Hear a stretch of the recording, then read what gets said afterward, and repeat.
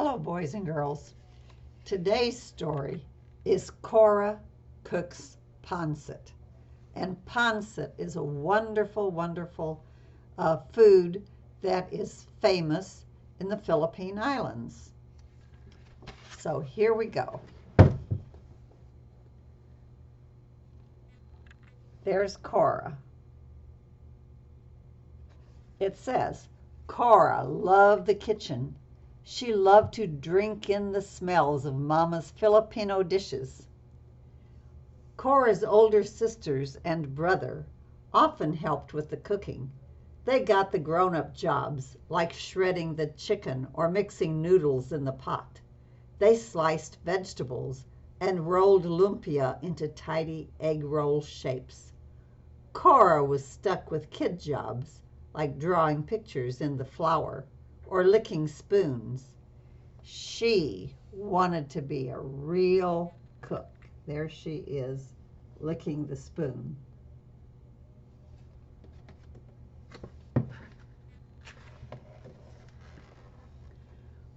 One day, Cora's three older sisters headed to the mall. Her brother darted outside with his ball glove. Now was her chance. Cora popped her head around the corner. "What are we making today, Mama?" Mama wiped her hands on the front of her red apron. She put her hands on her hips.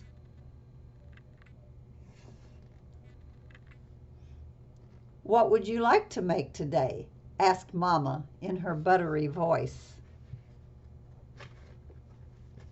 Cora was surprised Mama was letting her decide. She scrunched up her pug nose and began to think. All her favorite Filipino foods danced in her head. And you see all the things that she's thinking about. Lines of lumpia pranced in rows. Adobo chicken legs beep-bopped in time. She saw a large bowl of pancit. The thick noodles and vegetables curled and swirled in a dance party. Mmm.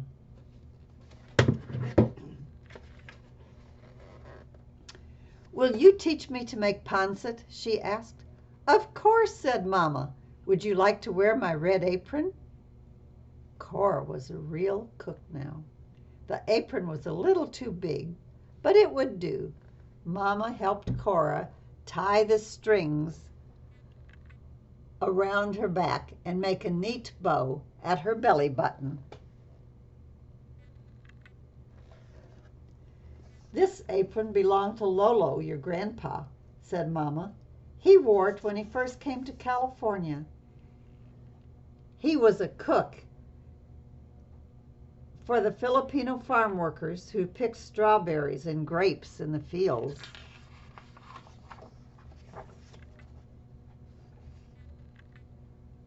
"Did Lolo teach you how to cook?" Cora wanted to know. "He did," said Mama. "I followed him each day to the big kitchen. He created all kinds of dishes to fill the hungry workers' tummies.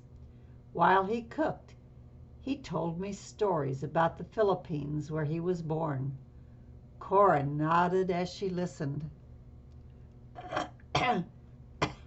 "Lolo told us about the countryside where he grew up. His family harvested pineapples, bananas, and papayas. He used to eat smashed fried bananas and sweet rice wrapped in banana leaves."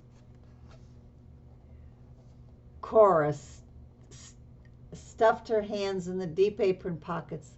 She imagined Mama and Lolo cooking together. She saw Lolo as a boy unwrapping the banana leaves and scooping the sweet rice from inside.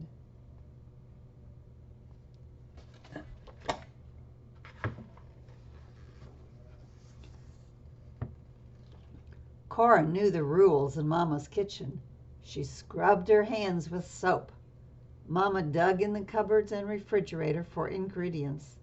She listed what they needed for the pancit: chicken, celery, carrots, mushrooms, onions, baby corn, cabbage, ginger, garlic, soy sauce. "Don't forget the noodles," said Cora. "Oh, yes, the noodles," said Mama.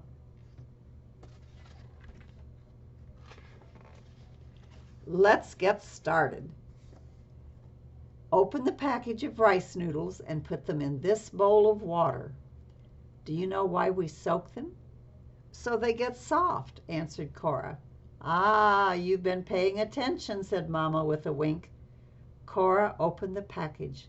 She plopped the big clump of noodles into the bowl.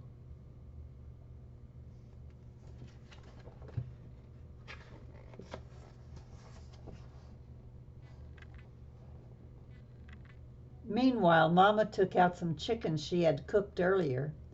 This was Mama's special stash.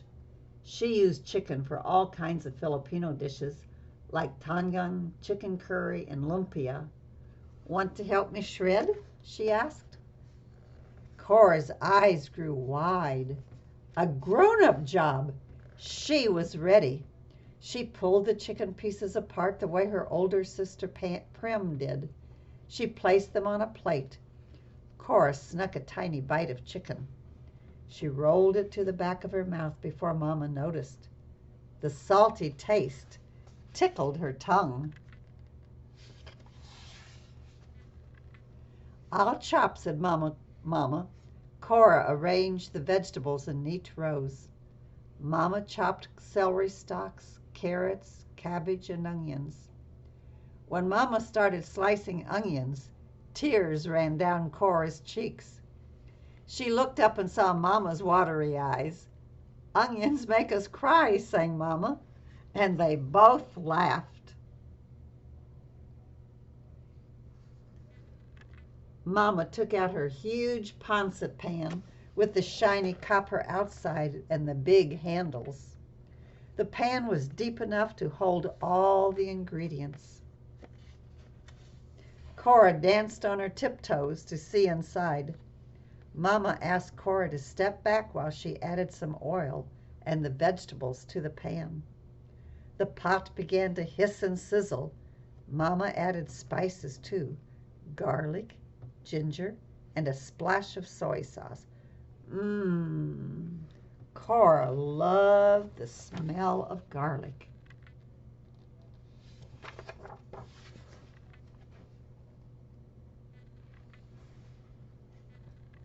"Can you check the noodles, Cora?" asked Mama. Cora scratched her head. She tried to remember what her sister Sarah did when she checked the noodles. Cora thought she should sniff the noodles, but she picked up the bowl too quickly. Water sloshed onto the floor.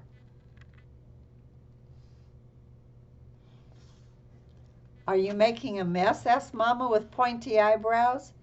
"Silly Cora, you just need to touch the noodles with 2 fingers to see if they are soft." Mama laughed and handed Cora a towel to mop up the mess. Mama went to work straining the noodles.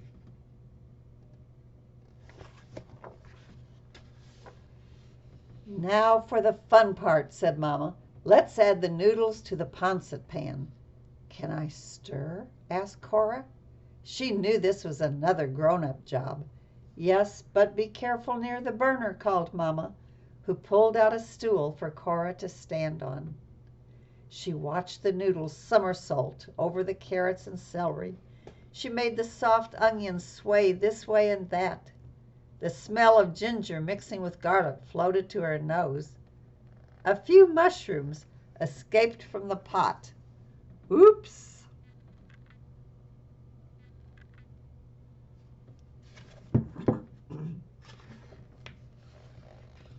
That night, Mama brought the food to the table. She set out a platter of adobe chicken, 2 plates of her special lumpia with dipping sauce, and a bowl of pineapple slices. Cora's brother and sisters came to the table one by one. Daddy sat in his usual spot at the head of the table. Cora watched his eyes grow wide as he checked out all the food. He licked his lips. Finally, Mama set the steaming platter of Pancit in the middle of the table.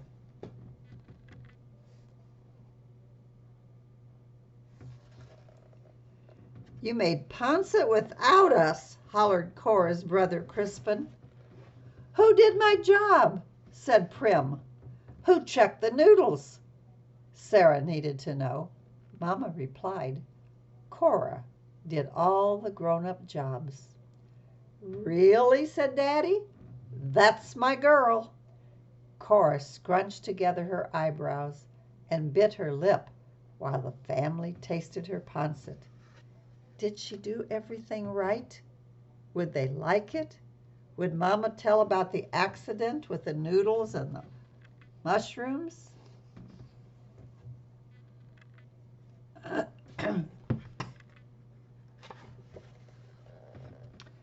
"Pretty impressive," smiled Cora's sister Irene.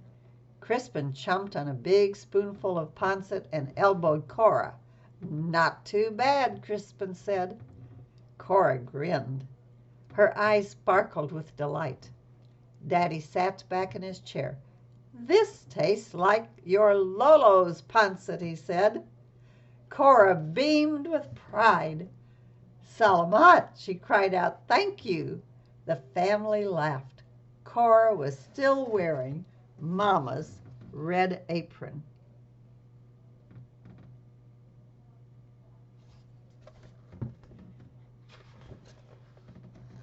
And at the end is a glossary. It's like a little dictionary that's in a lot of storybooks and other books too. And it says, in the Philippines, more than 200 dialects and languages are spoken. Tagalog is one of the more common languages. Some words sound a lot like Spanish. Check out the meanings of these words in this story. Adobo is a way of cooking meat using vinegar and soy sauce. Lolo means grandpa.